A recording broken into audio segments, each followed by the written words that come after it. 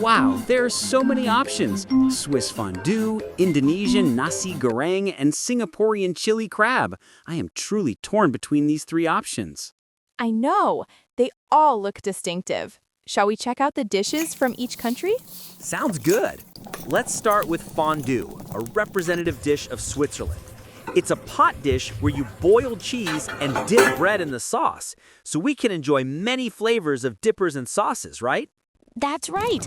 Fondue is a dish that people started eating in the cold area near the Alps. They boil a pot with cheese and dip the prepared bread into it. It seems warm and perfect for right now. Next is nasi goreng. It looks like fried rice, but why is it so famous? The name itself describes the food.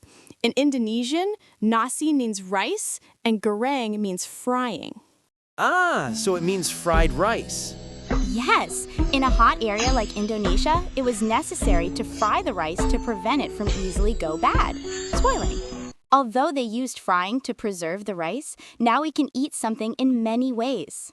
I see. Then how about Singapore's chili crab? Just the name sounds spicy. Chili crab developed because Singapore is a city near the ocean. That's why they can easily get various types of seafood. It's crab stir-fried in a spicy seasoning. Looking at the poster, the crab meat looks really thick. It looks like the crab's claw is longer than Don Derma's arm.